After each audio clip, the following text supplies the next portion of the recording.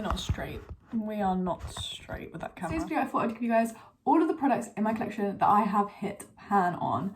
So I actually don't have as much as I thought I did, but then I feel like my makeup collection isn't as big anymore as I initially thought it was.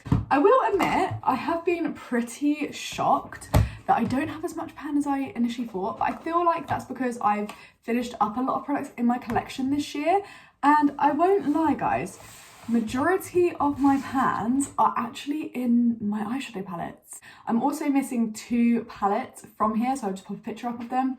So I have quite a lot of pan in my Safe X Makeup Revolution eyeshadow palette, but you guys won't see an update for that until January. Then I also have my Safe X Revolution highlighting palette, which again, if I can find a picture of that somewhere from one of my videos, I'll insert my one there. But I pretty much have pan on every single highlighter in there, -2. It's my Doll 10 cream blush. This is the Hydrogel cream blush in Stop I'm Blushing.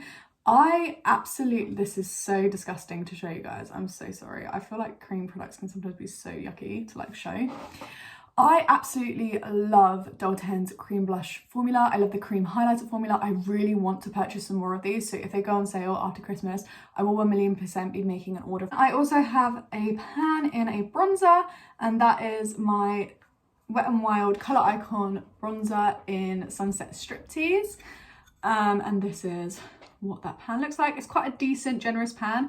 This is not my favourite bronzer. I find it really shimmery. However, I do plan to try and use it up sometime soon. Well, in the next year maybe. Then I've hit pan in one of my 9 Ways to Shine cheek wardrobes from Tarte. I think I got these last year at Christmas.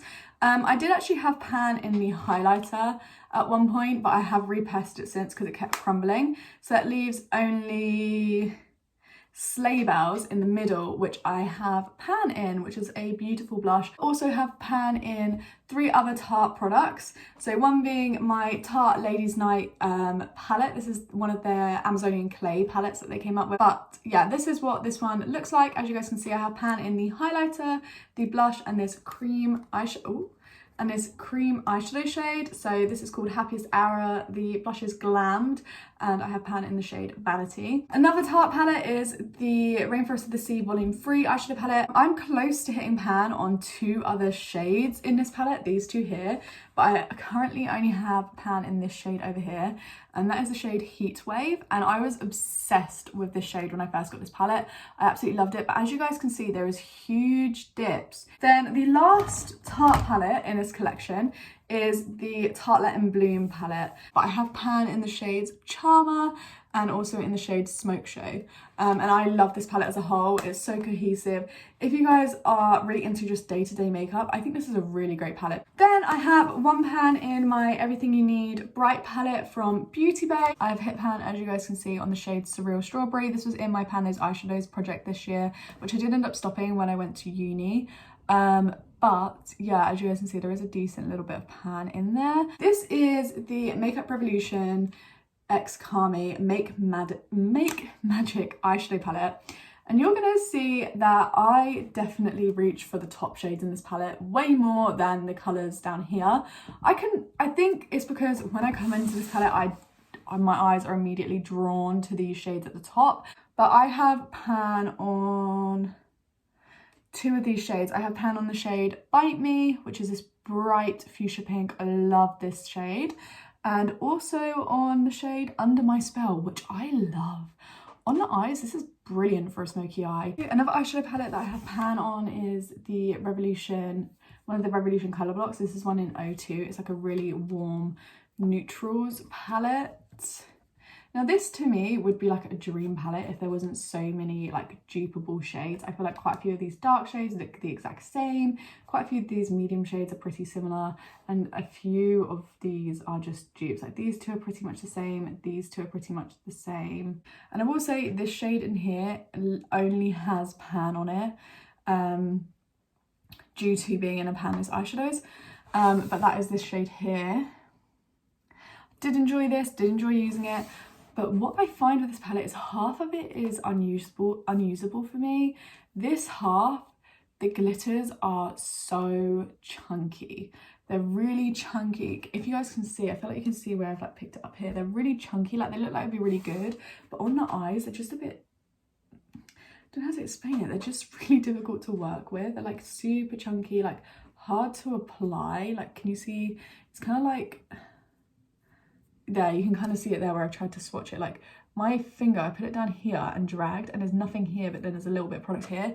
They don't layer very nicely. They're very difficult to work with, but the mattes in this palette are actually really nice. I do like the mattes, but I don't like the shimmers. So this is definitely a eyeshadow palette that's on the chopping block in my collection. Then I have pan in one of my Too Faced chocolates, chocolate bar palettes. This is the chocolate bonbons palette. And I have pan in the shade Almond Truffle, and this one over here, which is Bordeaux. I love this palette. This is a really cool tone palette, and I actually get so much use out of this, and I would say I'm not a particularly cool toned person. I have pan in my Decay Naked Cherry palette. Again, mixed opinions on this across YouTube.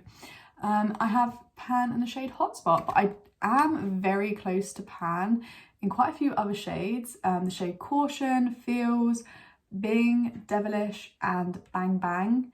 And also Turn On, I have pretty big dip in. But yeah, I have quite a few big dips in this palette.